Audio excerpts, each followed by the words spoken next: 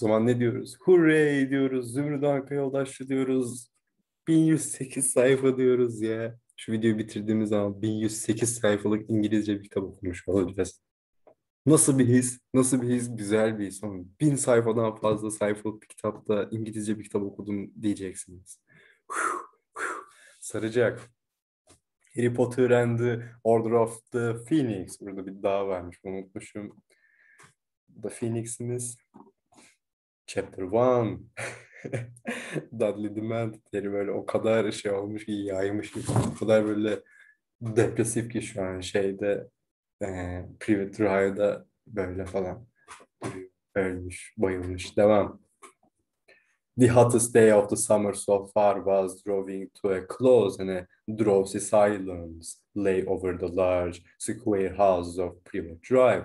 Cars that were usually gleaming stood dusty in their drives, and lawns that were once emerald green lay parched and yellowing. The use of house pipes had been banned due to drought. Şey diyeceğim. Bize böyle buna benzer bir şey yaşadık ya oğlum, sıcak olayları falan.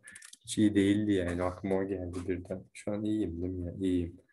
Aynen, hani ne zamandı ya? 2 hafta önce falan ya, resmen içeri gidiyordum, klimadan soğuk biriktirip tekrar içeri gelip resim çizmeye devam ediyordum. Soğuğum bitince tekrar içeri gidiyordum. Klimanın başında 5-10 dakika durup soğuk biriktirip yine içeri gidiyordum falan. Allah affetsin, Allah korusun yani böyle bir şeyden. Kesinlikle iyi değil yani. Deprived of their usual car washing and lawn moving pursuits, the inhabitants of Private Drive had retreated into the shade of their cool houses, windows thrown wide in the hope of tempting in a non-existent breeze. The only person left outdoors was a teenage boy who was lying flat on his back in a flower bed outside number 4. Vernon enişteyi göreceğiz. He was a skinny, black-haired, bespectacled boy who had the pinched, slightly unhealthy look of someone who has grown a lot in a short space of time. Ergenlik. His jeans were torn and dirty. His t-shirt baggy and faded, and the soles of his trainers were peeling away from the uppers. Bunun muggle kıyafetleri Dudley'den olduğu için hep çok kötüler. Harry Potter's appearance did not endear him to the neighbors, who were the sort of people who thought scruffiness ought to be punishable by law, but as he had hidden himself behind a large hydrangea bush, this evening he was quite invisible to passers-by.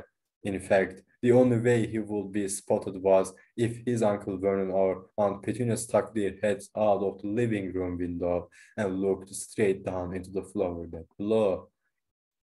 On the whole, Harry thought he was to be congratulated on his idea of hiding here.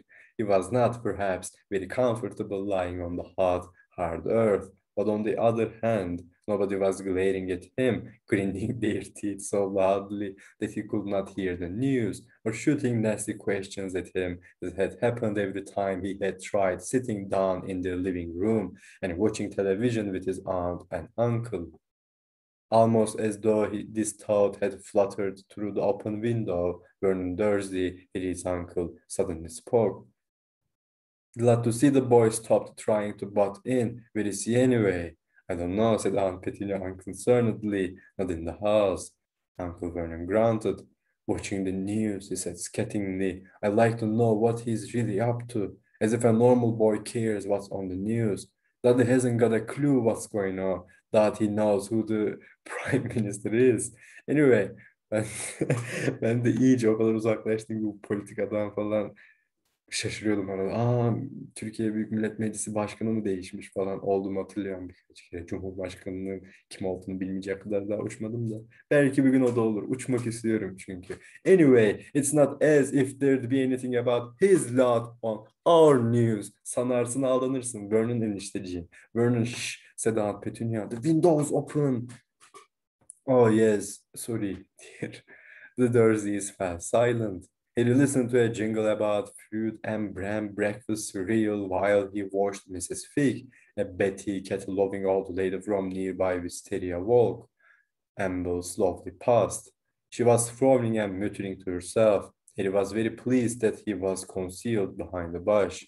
Mrs. Fig had recently taken to asking him around for tea whenever she met him in the street. Acaba neden? She had rounded the corner and vanished from view before Uncle Vernon's voice floated out of the window again.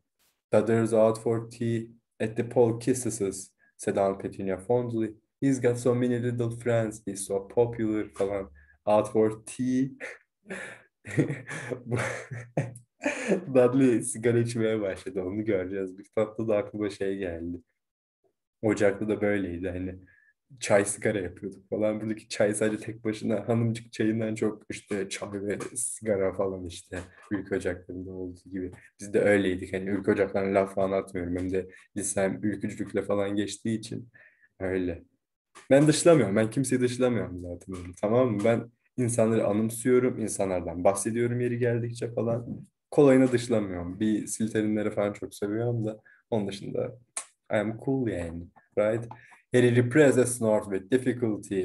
Ben gülmekten kendimi zor tutuyor. Sesleri bir türlü çıkaramadım. Onları da çıkarabilmeye başlayacağım bir gün. The Dursleys really were astonishingly stupid about their son, Dudley. They had swallowed all his dim-witted lies about having tea with a different member of his gang every night of the summer holidays.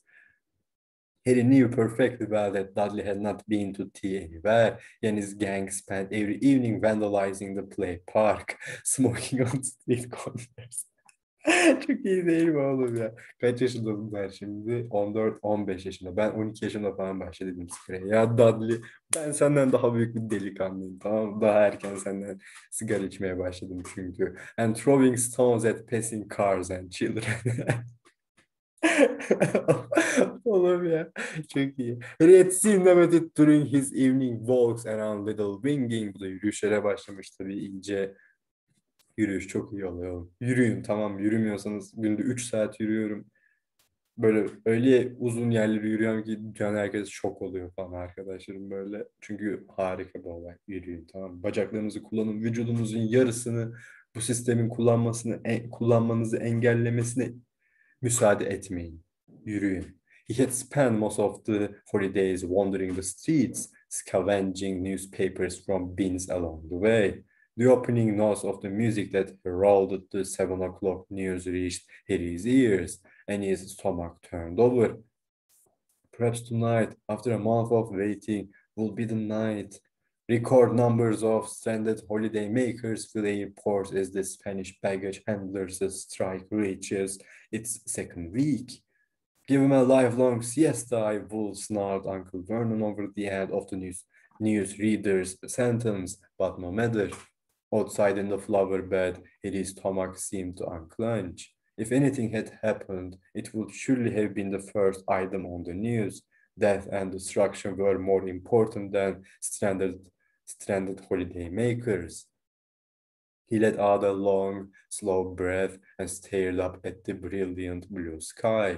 Every day this summer had been the same. The tension, the expectation, the temporary relief, and then mounting tension again. And always growing more insistent all the time. The question of why nothing had happened yet. Çünkü Voldemort aptal değil, amına koyayım o kadar. He kept listening just in case there was some small clue, not recognized for what it really was by the muggles. An unexplained disappearance, perhaps, or some strange accident. But the baggage handler's strike was followed by news on the drought in the southeast. I hope he's listening next door, bellowed Uncle Vernon, with his sprinklers on at 3 in the morning. Laf atıyor komşularına falan. Aptal Uncle Vernon. Then a helicopter that had almost crashed in a field in Surrey. Then a famous actress's divorce from her famous husband. As if we're interested in their sordid affairs, sniffed Aunt Petunia, who had followed the case obsessively in every magazine she could lay her bony hands on. He closed his eyes against the now blazing evening sky as the newsreader said, and finally, Bungie the Budgie has found a novel way of keeping cool this summer. Bungie, who lives at the Five Feathers in Barnsley, has learned to water sky. Mary Dorkins went to find out more. Harry opened his eyes again. If they had reached water skiing Budge Riders diyeceğim. There was nothing else worth hearing. He rolled cautiously onto his front and raised himself onto his knees and elbows, preparing to crawl out from under the window. He had moved about 2 inches when several things happened in very quick succession. A loud, echoing crack broke the sleepy silence like a gunshot. A cat streaked out from under a parked car and flew out of sight. A shriek, a bellowed oath, and the sound of breaking china came from the Dursleys' living room. And as though Harry had been waiting for the signal, he jumped to his feet, at the same time pulling from the waistband of his jeans a thin wooden wand as if he were unsheathing a sword. Shh, falan şöyle. But before he could draw himself up to full height, the top of his head collided with the Dursleys' open window. Şu hızlı kalkınca tepenizde şey oluyor, pencere lockdown'a böyle oturuyorsunuz ya, çok kötü. And the resultant crash made Aunt Petunia scream even louder. Harry felt as if his head had been split in two, eyes streaming, his weight trying to focus on the street and spot the source of the noise. But he had barely staggered upright again when 2 large purple hands reached through the open window and closed tightly around his throat. Put it away, Uncle Vernon snarled into Harry's ear. Now, before anyone sees, get off me, Harry gasped. For a few seconds they struggled. Harry pulling at his uncle's sausage-like fingers with his left hand, his right maintaining a firm grip on his raised wand. Then, as the pain in the top of Harry's head gave a particularly nasty throb, Uncle Vernon yelled and released Harry as though he had received an electric shock. Some invisible force seemed to have surged through his nephew, making him impossible to hold. Panting, Harry fell forward over the hydrangea bush, straightened up and stared around. There was no sign of what had caused the loud cracking noise, but there were several faces peering through various nearby windows. He stuffed his wand hastily back into his jeans and tried to look innocent. Lovely evening, shouted Uncle Vernon, waving at Mrs. Number 7, who was glaring from behind her net curtains. Did you hear that car backfire just now? Gave Petunia and me quite a turn. He continued to grin in a horrible manic way until all the curious neighbors had disappeared from their various windows. Then the grin became a grimace of rage as he beckoned Harry back toward him. Harry moved a few steps closer, taking care to stop just short of the point at which Uncle Vernon's outstretched hands could resume their strangling. What the devil do you mean by it, boy? Asked Uncle Vernon in a croaky voice that trembled with fury. Devam etmeden bir şey diyecektim, bir düşüneyim. Neyse devam. What do I mean by what? Said Harry coldly. He kept looking left and right up the street, still hoping to see the person who had made the cracking noise. Making a racket like a starting pistol right outside the door. I didn't make that noise, said Harry firmly. Aunt Petunia's thin, horsey face now appeared beside Uncle Vernon's wide purple one. She looked livid. Why were you looking under our window? Under our window. Sen bu eve ait değilsin. Şey var, hissi var. Yes, good point, Petunia. What were you doing under our window, boy? Listening to the news, said Harry in a resigned voice. His aunt and uncle exchanged looks of outrage. Listening to the news? Again? Well, it changes every day, you see, said Harry. Don't you be clever with me, boy. I want to know what you're really up to, and don't give me any more of this listening to the news stuff. You know perfectly well that your lot. Careful, Vernon breathed Aunt Petunia, and Uncle Vernon lowered his voice so that Harry could barely hear him. That your lot don't get on our news. That's all you know, said Harry. The Dursleys goggled at him for a few seconds. Then Aunt Petunia said, "You're a nasty little liar." What are all those? She too lowered her voice so that Harry had to read the next word. Doing if they're not bringing you news. Aha, said Uncle Vernon in a triumphant whisper. Get out of that one, boy, as if we didn't know you get all your news from those pestilential birds. Harry hesitated for a moment. It cost him something to tell the truth this time, even though his aunt and uncle could not possibly know how bad Harry felt at admitting it. The O's aren't bringing me news, said Harry tonelessly. I don't believe it, said Aunt Petunia at once.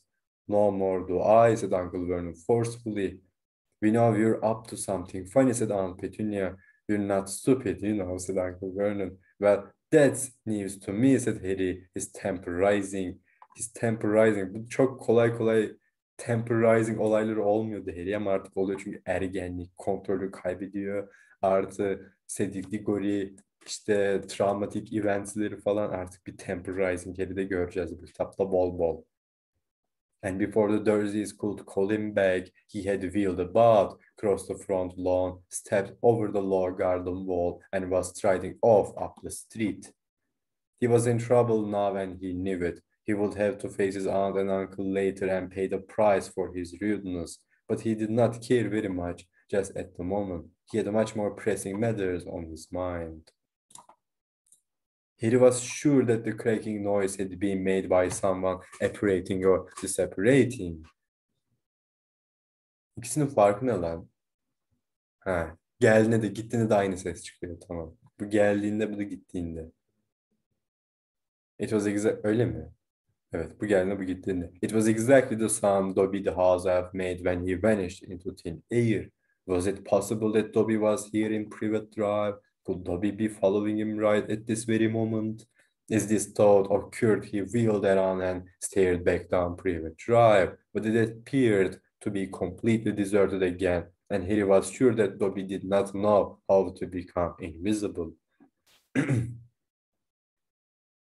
Nereden sure oluyorsun onu bilemedim ama.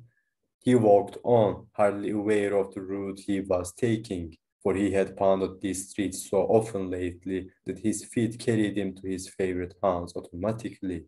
Every few steps he glanced back over his shoulder. Someone magical had been near him as he lay among Aunt Petunia's, burada bir kesme işareti olacak, dying begonias. He was sure of it. Why hadn't they spoken to him? Why hadn't they made contact? Why were they hiding now? And then as his feeling of frustration peaked, his certainty leaked away. Perhaps it hadn't been a magical sound after all. Perhaps he was so desperate for the teeniest sign of contact from the world to which he belonged that he was simply overreacting to perfectly ordinary noises. Could he be sure it hadn't been the sound of something breaking inside a neighbor's house? He felt a dull, sinking sensation in his stomach, and before he knew it, the feeling of hopelessness that had plagued him all summer rolled over him once again. Tomorrow morning he would be awoken by the alarm at 5 o'clock so that he could pay the all that delivered the daily profit. But was there any point in continuing to take it? He merely glanced at the front page before throwing it aside these days. Ya Harry bu kitapla bayağı bir psikolojik mücadele verecek. Aslında saygı duyuyorum onun için bu kitaba. Çünkü hani ilk 4 kitapta hep böyle bir dövüştü falan. Hani ne Remcilerle dövüşmesi falan şeydi. Ne psikolojik bir mücadeleydi, eyvallah, ama bu sefer çok fazla insan bir araya gelip Harry'e saldırıyor olacaklar psikolojik anlamda. Hani bu da ayrı bir şiddetli güç, hatta bayağı şiddetli bir güç falan. Bunun mücadelesini göreceğiz. Bir yandan zihni fen dersleri alacak, bir yandan Voldemort'unu çıldırtmaya çalışacak, bir yandan Bakan Carey'e karşı bir company mi deniyor? Bir kampanya gibi bir şey başlatacaklar işte, ne gibi, Harry'nin deli olduğu, dengesiz olduğu gibisinden falan. Hani bayağı psikolojik mücadeleler verecek. Şu anda da veriyor gördüğümüz gibi falan. Öyle not cool yani. When the idiots who ran the paper finally realized that Voldemort was back, it would be headline news, and that was the only kind he cared about. If he was lucky, there would also be Oz carrying letters from his best friends, Ron and Hermione, though any expectation he had that their letters would bring him news had long since been dashed. We can't say much about you know what, obviously. We've been told not to say anything important in case our letters go astray. We're quite busy, but I can't give you details here. There is a fair amount going on. We'll tell you everything when we see you. But when were they going to see him?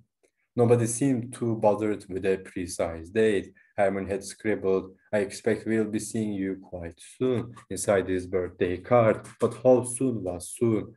As far as Harry could tell from the vague hints in their letters, Hermione and Ron were in the same place, presumably at Ron's parents' house. He could hardly bear to think of the pair of them having fun at the Burrow when he was stuck in Privet Drive. In fact, he was so angry at them that he had thrown both their birthday presents of honeydew chocolates away unopened, though he had regretted this after eating the wilting salad Aunt Petunia had provided for dinner that night. And what were Ron and Hermione busy with? Why wasn't he, Harry, busy? Hadn't he proved himself capable of handling much more than they? Had they all forgotten what he had done? Gurur göte vurur. Hadn't it been he who had entered that graveyard and watched Cedric being murdered and being tied to that tombstone and nearly killed? Gurur göte vurur ama haklı da yani, şimdi yalan yok. Don't think about that, Harry told himself sternly for the 100th time that summer. It was bad enough that he kept revisiting the graveyard in his nightmares without dwelling on it in his waking moments too. He turned a corner into Magnolia Crescent. Halfway along, he passed the narrow alleyway down the side of a garage where he had first clapped eyes on his godfather. Sirius, at least, seemed to understand how Harry was feeling. Admittedly, his letters were just as empty of proper news as Ron and Hermione's, but at least they contained words of caution and consolation instead of tantalizing hints. I know this must be frustrating for you. Keep your nose clean and everything will be okay. Be careful and don't do anything rash. Well, thought Harry as he crossed Magnolia Crescent, turned into Magnolia Road, and headed toward the darkening Play Park. He had, by and large, done as Sirius advised. He had at least resisted the temptation to tie his trunk to his broomstick and set off for the Burrow by himself.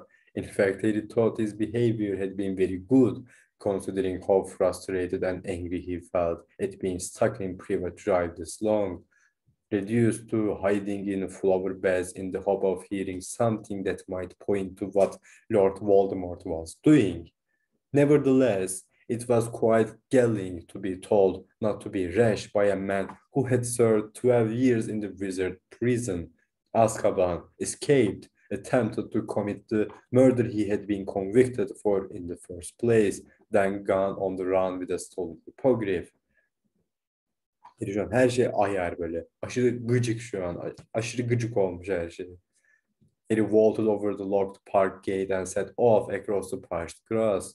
The park was as empty as the surrounding streets. When he reached the swings, he sank onto the only one that Dudley and his friends had not yet managed to break, coiled one arm around the chain, and stared moodily at the ground. He will not be able to hide in the Dursleys' flower bed again. Tomorrow he would have to think of some fresh way of listening to the news.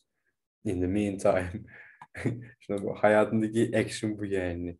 Geçen bir ay önce Voldemort, 2 ay önce Voldemort'la güreşen uşağın şu anki şeyleri, en action vari düşünceleri bu yani. Yeni bir yer keşfetme falan, haberleri işte Vernon'la Aunt Petunia burnunu sokmadan dinleyebileceği bir yer keşfetmek falan filan. In the meantime, he had nothing to look forward to but another restless, disturbed night, because even when he escaped nightmares about Cedric, he had unsettling dreams about long, dark corridors. Voldemort'un zihni fendi başlıyor. All finishing in dead ends and locked doors, which he supposed had something to do with the trapped feeling he had when he was awake. Hani Voldemort'un kehanet peşinden koşması da burada aslında 4. kitapta sonlara doğru Harry'nin ona ne kadar büyük göt korkuları verdiğinin bir işareti. Çünkü bir şekilde bir şeyleri yanlış yapıyorum, bir şeyler yanlış falan moduna girmeye başlıyor. Harry alt edemiyor, Harry üstüne üstlük bunu alt etti falan. Göt Voldemort buram buram tutuştu falan, şu an kendisi tekrar dinleyip nerede yanlış yapıyorum, neyi görüyorum, neyi kaçırıyorum onu anlamaya çalışacak. Often the old scar on his forehead prickled uncomfortably, but he did not fool himself that Ron or Hermione or Sirius would find it very interesting anymore. In the past, his scar hurting had warned that Voldemort was getting stronger again, but now that Voldemort was back, they would probably remind him that its regular irritation was only to be expected, nothing to worry about, all news. The injustice of it all welled up inside him so that he wanted to yell with fury. If it hadn't been for him, nobody would even have known Voldemort was back. Bu da Voldemort'un planıydı zaten. And his reward was to be stuck in Little Winging for 4 solid weeks, completely cut off from the magical world, reduced to squatting among dying begonias, so that he could hear about water skiing, Budgerigers. Bence haklı burada. Zaten Dumbledore'un hatası dediydik en başta. Dumbledore'un embesil movement'larından birkaç tanesi bunlar. Harry'i bu derece böyle izole etme olayları falan. Dumbledore'un götünde patlayacak zaten. Neyse ama. Hani iyi niyetle yapıldığını bildiğimiz için çok da kızamıyoruz burada Dumbledore'a ama cidden büyük hata yapıyor. Ne diye birden bu çocuğun böyle bir tepki vereceğini bile bile onu bu derece uzaklaştırdık her şeyden bir anda falan. Hani bu kadar böyle cehennem var olmasaydı en azından. Hani bir şekilde böyle bir şeyler ayarlasalardı falan.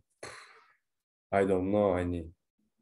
How could Dumbledore have forgotten him so easily? Why had Ron and Hermione got together without inviting him along too? How much longer was he supposed to endure Sirius telling him to sit tight and be a good boy, or resist the temptation to write to the stupid Daily Prophet and point out that Voldemort had returned? These furious thoughts whirled around in Harry's head, and his insides writhed with anger as a sultry, velvety night fell around him. The air full of the smell of warm, dry grass, and the only sound that of the low grumble of traffic on the road beyond the park railings. He did not know how long he had sat on the swings before the sound of voices interrupted his musings, and he looked up. The street lamps from the surrounding roads were casting a misty glow strong enough to silhouette a group of people making their way across the park. One of them was singing a loud, crude song. Motherfucker falan şey vardı. Gora'nın başındaydı herhalde. Gora mıydı o? Arif, ha. Arif işte adamın birinin arabasına bindiriyor, tam gidecekler. İşte ben yabancı müzikleri sevmiyorum diyor yaşlı adam. Anlamamı seviyor bilmiyorum çünkü falan diyor. Sevmiyor falan yapıyordu. Arif müziği başlıyordu. Motherfucker, böyle motherfucker falan müzik başlıyordu ya. Bunlar da öyle bir müzik söylüyorlar herhalde. The others were laughing. A soft ticking noise came from several expensive racing bikes that they were wheeling along. Aklıma şey geldi. Bu Fahrenheit 453 müydü, 451 miydi, 573 müydü, 571 miydi tam hatırlamıyorum. Önemli date'leri şey ettim. 571 Hazreti Muhammed'in doğum tarihi 1453'ten biri attım. 453 işte İstanbul'un fethimiz bir şeyler falan. Şey diyecektim. İşte bu Fahrenheit'ta da şeyler vardı. Gençler aşırı hızlı giden arabalara binip aşırı derecede hızlı gidiyorlardı yollarda. Hatta yanlışlıkla insanlara çarpıyorlardı falan ama hiç kimse de şey olmuyordu falan. Oha bir insan öldü falan olmuyordu böyle. Onlar deli gibi sürmeye devam ediyorlardı falan. O geldi aklıma. Belki orada bir gönderme vardı. Çok ufak da olsa, alttan alta da olsa. Maybe. He knew who those people were. The figure in front was unmistakably his cousin Dudley Dursley, wending his way home, accompanied by his faithful gang. Dudley was as vast as ever, but a year's hard dieting and the discovery of a new talent had wrought quite a change in his physique. As Uncle Vernon delightedly told anyone who would listen, Dudley had recently become the junior heavyweight interschool boxing champion of the Southeast. Hani büyük bir şey lan. Heavyweight hemen. Böyle Apollo Creed, Rocky Balboa bunlar da heavyweight. Hani bu junior yaşı küçük olduğu için de ama heavyweight yani böyle bayağı boylu pozu. Daha az sonra Harry'e bir tane yumruk atacak. O yumruğun böyle hissini tahmin edersiniz yani. The noble sport, as Uncle Vernon called it, had made Dudley even more formidable than he had seemed to Harry in the primary school days when he had served as Dudley's first punching bag. Harry was not remotely afraid of his cousin anymore, but he still didn't think that Dudley learning to punch harder and more accurately was cause for celebration. Neighborhood children all around were terrified of him, even more terrified than they were of that Potter boy, who they had been warned was a hardened hooligan who attended St. Brutus's Secure Center for Incurably Criminal Boys. Bir dakika. Even more terrified than they were of that Potter boy. Hani Harry'den de çok korkuyorlar değil mi? Harry'den korktuklarından bile çok korkuyorlar Dudley'den. Harry watched the dark figures crossing the grass and wondered whom they had been beating up tonight. Look around, Harry found himself thinking as he watched them. Come on, look around. I'm sitting here all alone. Come and have a go. Come and have a go. Burada E ile go arasında bir ayrım var bence. If Dudley's friends saw him sitting here, they will be sure to make a beeline for him. And what would Dudley do then? He wouldn't want to lose face in front of the gang, but he'd be terrified of provoking Harry. It would be really fun to watch Dudley's dilemma, to taunt him, watch him, with him powerless to respond. And if any of the others tried hitting Harry, Harry was ready. He had his wand. Let them try. He'd love to vent some of his frustration on the boys who had once made his life hell. But they did not turn around. Harry şu an bayağı bir kaşınıyor, fark ettiniz bilmiyorum. Yasağı var ama büyü yapmayı falan hesaplıyor şu an. Aşırı uyuz çünkü aşırı gıcık olmuş her şey. Yavrucuğum, seni anlıyorum. But they did not turn around. They did not see him. They were almost at the railings. He mustered the impulse to call after them. Seeking a fight was not a smart move. He must not use magic. He would be risking expulsion again. Dudley's gang's voices died. They were out of sight, heading along Magnolia Road. There you go, Sirius, he thought dully. Nothing rash. Kept my nose clean. Exactly the opposite of what you'd have done. He got to his feet and stretched. Petunia and Uncle Vernon seemed to feel that whenever Dudley turned up was the right time to be home, and any time after that was much too late. Uncle Vernon had threatened to lock Harry in the shed if he came home after Dudley again. So, stifling a yawn, still scowling, he set off toward the park gate. Magnolia Road, like Privet Drive, was full of large, square houses with perfectly manicured lawns, all owned by large, square owners who drove very clean cars similar to Uncle Vernon's. He preferred a little winging by night when the curtained windows made patches of jewel-bright colors in the darkness, and he ran no danger of hearing disapproving mutters about his delinquent appearance when he passed the householders. He walked quickly so that halfway along Magnolia Road, Dudley's gang came into view again. They were saying their farewells at the entrance to Magnolia Crescent. He stepped into the shadow of a large lilac tree and waited. Squealed like a pig, didn't he, Malcolm? Nasıl okunuyor emin değilim, was saying to go fouls from the others. Nice right hook, Big D, said Pierce. Same time tomorrow, said Dudley. Run at my place, my parents are out, said Gordon. See you then, said Dudley. Bye, Dud. See ya, Big D. He waited for the rest of the gang to move on before setting off again. When their voices had faded once more, he headed around the corner into Magnolia Crescent. And by walking very quickly, he soon came within hailing distance of Dudley, who was strolling along at his ease tunelessly. Hey, Big D, Dudley turned. Oh, he grunted. It's you. How long have you been Big D then, said Harry, shut it snarled Dudley, turning away again. Cool name, said Harry, grinning and falling into step beside his cousin. But you'll always be equal Didikins to me. Bayağı kaşınıyor şu an. I said, shut it, said Dudley, whose ham-like hands had curled into fists. Yumruğum çok tehlikelidir bu arada. Don't the boys know that's what your mom calls you? Shut your face. You don't tell her to shut her face. What about Pumpkin and Dinky Diddy Dums? Can I use them then? Dudley said nothing. The effort of keeping himself from hitting Harry seemed to be demanding all his self-control. So, who have you been beating up tonight? He asked, his grin fading. Another 10-year-old? I know you did Mark Evans 2 nights ago. Neden bu kadar çok Evans görüyoruz? Dördüncü kitapta gördük. Azkaban'a gidenlerden birinin söyledi. Evans'tı. İşte Submariner'dı sanki, orada bir Evans gördük. Şimdi yine bir Evans görüyoruz. Rahatsız oluyorum lan artık. He was asking for it, snarked Dudley. Oh yeah? He cheeked me. Yeah? Did he say you look like a pig that's been taught to walk on its hind legs? Cause that's not cheek, Dad. That's true. A muscle was twitching in Dudley's jaw. It gave him enormous satisfaction to know how furious he was making Dudley. He felt as though he was siphoning off his own frustration into his cousin, the only outlet he had. The only outlet he had. Bu da artık böyle baya baya kafa tutuyor şeye, Dudley'e falan. Zaten yukarıda gördüydük ki yani artık Dudley'den korkmuyordu eskisi gibi falan. Gibisinden bir şeyler gördüydük sanki. They turned right down the narrow alleyway where Harry had first seen Sirius and which formed a shortcut between Magnolia Crescent and Wisteria Walk. It was empty and much darker than the streets it linked because there were no street lamps. Their footsteps were muffled between garage walls on one side and a high fence on the other. Think you're a big man carrying that thing, don't you? Dudley said after a few seconds. What thing?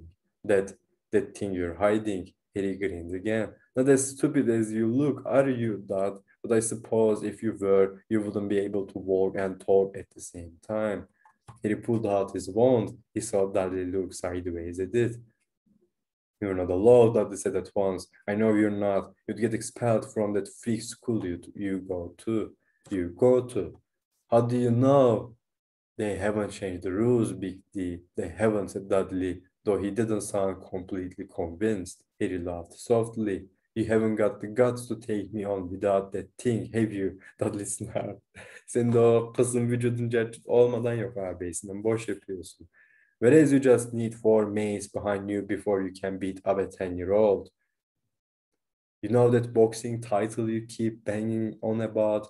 How old was your opponent? 7, 8? He was 16 for your information, snarled Dudley, and he was out cold for 20 minutes after I'd finished with him, and he was twice as heavy as you. You just wait till I tell Dad you had that thing out. Running to Daddy now, are you? Is his ickle boxing champ frightened of Nasty Harry's wand? Not this brave at night, are you? Sniffed Dudley. This is night, Dickens. That's what we call it when it goes all dark like this. I mean when you're in bed, Dudley snarled. He had stopped walking. Harry stopped too, staring at his cousin. From the little he could see of Dudley's large face, he was wearing a strangely triumphant look. What do you mean, I'm not brave in bed, said Harry, completely nonplussed. What, am I supposed to be frightened of pillows or something? I heard you last night, said Dudley breathlessly. Talking in your sleep. Moaning, Myrtle. What do you mean? Harry said again, but there was a cold, plunging sensation in his stomach. He had revisited the graveyard last night in his dreams. Dudley gave a harsh bark of laughter, then adopted a high-pitched, whimpering voice. Don't kill Cedric! Don't kill Cedric! Who is Cedric? Your boyfriend? You're lying, said Harry automatically, but his mouth had gone dry. He knew Dudley wasn't lying. How else would he know about Cedric? Dad, help me, Dad, he's going to kill me, Dad. Boo falan. Shut up, said Harry quietly. Shut up, Dudley, I'm warning you. Come and help me, Dad. Mom, come and help me. He's killed Cedric. Dad, help me. He's going to... Don't you point that thing at me. Harry böyle duruyor resmen. Titriyor böyle sinirden falan. Dudley backed into the alley wall. He was pointing the wand directly at Dudley's heart. He could feel 14 years' hatred of Dudley pounding in his veins. What wouldn't he give to strike now? To jinx Dudley, so truly he'd have to crawl home like an insect struck dumb, sprouting feelers. Don't ever talk about that again, Harry snarled. Do you understand me? Point that thing somewhere else. I said, do you understand me? Point it somewhere else. Do you understand me? Get that thing away from there, Ken. Dudley gave an odd, shuddering gasp, as though he had been doused in icy water. Something had happened to the night. The star-strewn indigo sky was suddenly pitch black and lightless. The stars, the moon, the misty street lamps at either end of the alley had vanished. The distant grumble of cars and the whisper of trees had gone. The balmy evening was suddenly piercingly, bitingly cold. They were surrounded by total, impenetrable, silent darkness, as though some giant hand had dropped a thick, icy mantle over the entire alleyway, blinding them. For a split second, Harry thought he had done magic without meaning to, despite the fact that he'd been resisting as hard as he could. Then his reason caught up with his senses. He didn't have the power to turn off the stars. He turned his head this way and that, trying to see something, but the darkness pressed on his eyes like a weightless veil. He didn't have the power to turn off the stars. Bilmiyorum, hani halını şişirip havaya uçurmanın da öyle bir gücün olduğunu biliyor muydun mesela? Hani bu yanlış bir düşünce ilerletişi. Hani bizi ikna ediyor sözde. Ha diyor, Harry yapmadı, tamam. Biz de ikna olduk falan. Ama not that much yani bence. İkna olmadım. He turned his head this way and that, trying to see something, but the darkness pressed on his eyes like a weightless veil. Dudley's terrified voice broke in Harry's ear. What are you doing? Stop it! I'm not doing anything. Shut up and don't move. I can't see. I've gone blind. I said shut up. He stood stock still, turning his sightless eyes left and right. The cold was so intense that he was shivering all over. Goosebumps had erupted up his arms, and the hairs on the back of his neck were standing up. He opened his eyes to their fullest extent, staring blankly around, unseeing. It was impossible. They couldn't be here, not in little winking. He strained his ears. He would hear them before he saw them. I had to tell that, Dudley whimpered. Where are you? What are you to do? Will you shut up, Harry hissed. I'm trying to listen, derken, but he fell silent. He had heard just the thing he had been dreading. There was something in the alleyway apart from themselves, something that was drawing long, hoarse, rattling breaths. Harry felt a horrible jolt of dread as he stood trembling in the freezing air. Cut it out! Stop doing it! I'll hit you! I swear I will! Dudley shot. Wham! A fist made contact with the side of Harry's head. Lifting Harry off his feet. Small white lights popped in front of Harry's eyes. For the second time in an hour, he felt as though his head had been cleaved in two. Next moment, he had landed hard on the ground and his wand had flown out of his hand. You moron, Dudley, Harry yelled, his eyes watering with pain as he scrambled to his hands and knees. Now feeling around frantically in the blackness, he heard Dudley blundering away, hitting the alley fence, stumbling. Dudley, come back! You're running right at it! There was a horrible squealing yell, and Dudley's footsteps stopped. At the same moment, he felt a creeping chill behind him that could mean only one thing. There was more than one. Dudley, keep your mouth shut. Whatever you do, keep your mouth shut. Won't. Harry muttered frantically, his hands flying over the ground like spiders. Where is won't? Come on, you must. He said the spell automatically, desperate for light to help him in his search, and to his disbelieving relief, light flared inches from his right hand. The wand tip had ignited. He snatched it up, scrambled to his feet, and turned around. His stomach turned over. A towering, hooded figure was gliding smoothly toward him, hovering over the ground. No feet or face visible beneath its robes, sucking on the night as it came. Stumbling backward, he raised his wand, expecto patronum. A silvery wisp of vapor shot from the tip of the wand and the Dementor's love. But the spell hadn't worked properly. Tripping over his feet, he retreated farther as the Dementor bore down upon him, panic fogging his brain. Concentrate. A pair of grey, slimy, scabbed hands slid from inside the Dementor's robes, reaching for him. A rushing noise filled Harry's ears. Expecto patronum. His voice sounded dim and distant. Another wisp of silver smoke, feebler than the last, drifted from the wand. He couldn't do it anymore. He couldn't work the spell. There was laughter inside his own head, shrill, high-pitched laughter. He could smell the Dementor's putrid, death-cold breath, filling his own lungs, drowning him. Think, something happy, but there was no happiness in him. The Dementor's icy fingers were closing on his throat. The high-pitched laughter was growing louder and louder, and a voice spoke inside his head. Bow to death, Eddie. It might even be painless. I will not know. I have never died. Hani annesinin babasının çığlıklarının yerini bunun da alabiliyor olması bana aslında ne kadar büyük bir travma olduğunu da anlatıyor o gece olan olayların. He was never going to see Ron and Hermione again. And their faces burst clearly into his mind as he fought for breath. Expecto patronum etti. Artık oldu. An enormous silver stag erupted from the tip of Harry's wand. Its antlers caught the Dementor in the place where the heart should have been.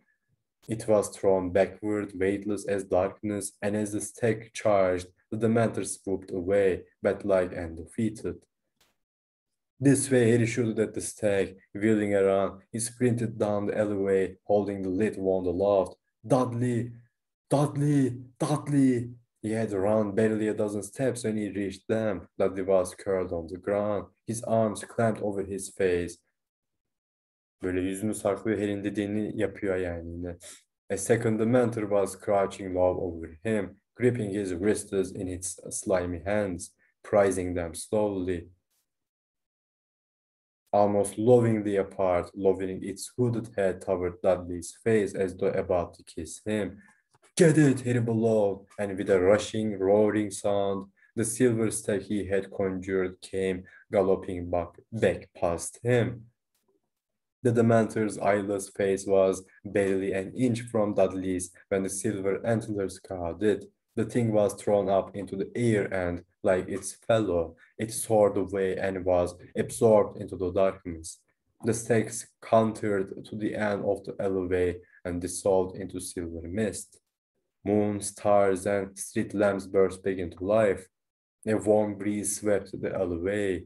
Trees rustled in neighboring gardens, and the mundane rumble of cars in Magnolia Crescent filled the air again.